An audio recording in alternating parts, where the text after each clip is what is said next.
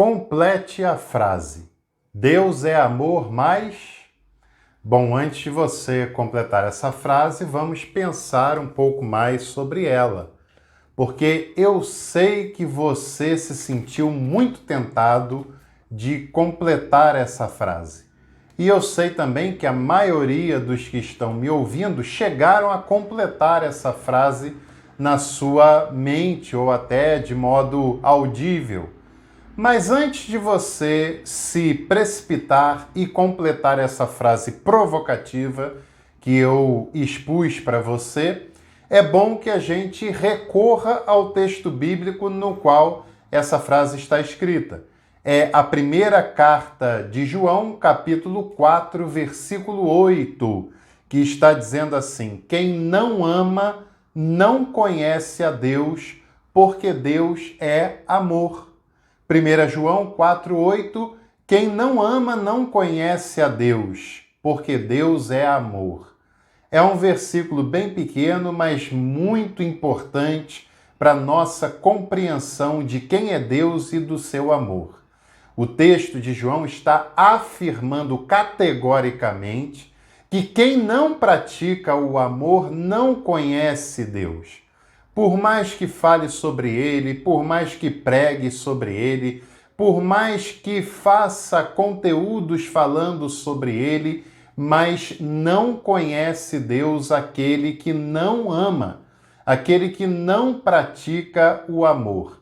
E aí o versículo faz uma afirmação corajosa, porque é o único versículo do Novo Testamento que traz uma definição sobre Deus, que diz Deus é assim, é o único versículo que faz isso, e diz que Deus é amor. É a única definição sobre Deus que todo o Novo Testamento traz. Não tem nenhum outro versículo com uma tônica como essa de João.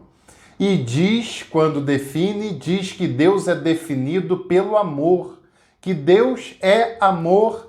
E aí é muito legal que a gente conheça o português, porque não precisa nem conhecer o grego nesse caso, não precisa nem ser muito intelectual para compreender o que esse texto quer nos dizer. Porque logo depois do texto dizer Deus é amor, tem um ponto. Não tem reticências, como eu fiz no início provocativamente. Não tem vírgula, que poderia dar continuidade ao que estava falando. Tem um ponto final. E o texto quer dizer que Deus é amor e ponto final. Porque para muitas pessoas esse versículo tem complemento. Esse versículo seria algo do tipo: Deus é amor, mas é fogo consumidor. Da onde você tirou uma bobagem incrível como essa? Da onde você tirou uma deturpação horrorosa como essa, que só a cabeça de líderes religiosos, moralistas, legalistas, que não conhecem e não querem que os outros conheçam o amor de Deus, era capaz de pensar uma frase como essa. Para muitas pessoas, o complemento desse texto é: Deus é amor, mas também é justiça. O texto não fala sobre isso, não. Porque quem assim o fala, pensa na justiça de modo retributivo. Ou seja, quem errou tem que pagar pelo erro. Quem pecou tem que ser punido pelo erro que fez. Quem deslizou não pode ser perdoado, tem que ter uma punição para isso. Na verdade, quando a gente, no lugar do ponto final que vem depois de amor, nós colocamos uma vírgula, uma reticência, o que vem depois disso fala mais sobre nós do que sobre Deus.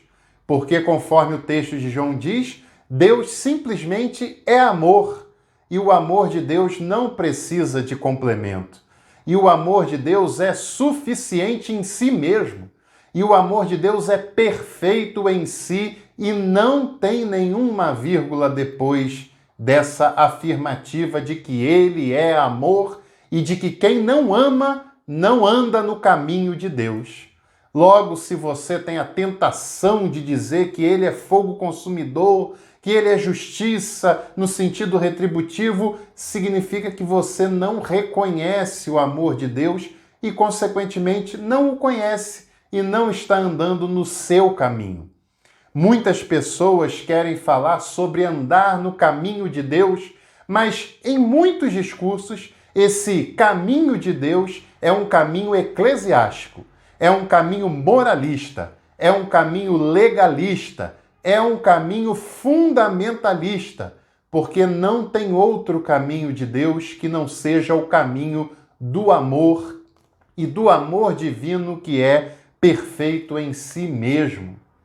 Deus é amor, é o que João diz. Mais do que isso, Deus é amor, é o que Jesus revela de Deus. Pois Jesus é o único revelador de Deus, não tem outro. E Jesus revela um Deus de amor, de misericórdia, que é capaz de se humilhar por amor ao filho transgressor. Como na belíssima passagem do Pai misericordioso, lá de Lucas capítulo 15. Texto impressionante aquele proposto por Lucas. Aliás, Deus não manda matar. Se você ainda não viu esse vídeo no meu canal, eu vou deixar o card aqui para você acompanhar. Deus não se vinga e nem tampouco Deus tem prazer na punição ou no castigo de quem quer que seja, porque independente de quem nós somos ou do que fazemos, Deus não deixa de amar o ser humano, independente de qualquer coisa.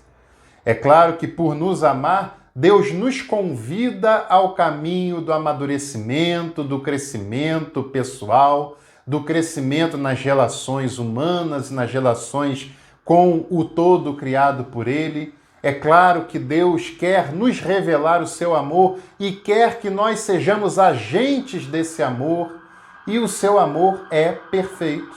Aliás, a compreensão que nós temos do amor de Deus depende diretamente da imagem de Deus que nós temos construída na nossa mente.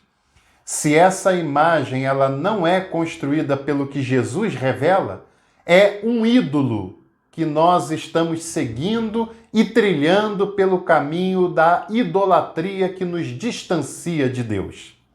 E qual é a imagem que Jesus revela de Deus?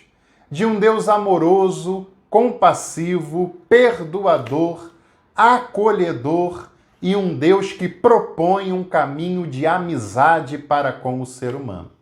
Mas na cabeça de muitos religiosos, a imagem que tem de Deus lá é um Deus irado que toda hora quer punir alguém pelo mínimo deslize que for, de um Deus vingativo, imprevisível, punitivo, de um Deus que exige ser adorado, porque senão ele não abençoa quem assim o faz. E isso é um princípio de paganismo, na verdade. De um Deus irado contra qualquer falha, até de uma criança. De um Deus que quer punir, e parece que ele tem prazer em punir uma pessoa e em mandar uma pessoa desobediente para o inferno. Mas se você segue essa imagem de Deus, você não é cristão e você está seguindo o caminho da idolatria, porque esse é um Deus criado à sua imagem e à sua semelhança. O caminho de Deus é aquele apontado por Jesus e revelado por Ele, que é o caminho do amor, do acolhimento, do perdão, inclusive com aqueles que são teoricamente diferentes de nós. A relação do ser humano com Deus, para ser possível, ela tem que ser baseada no amor de Deus.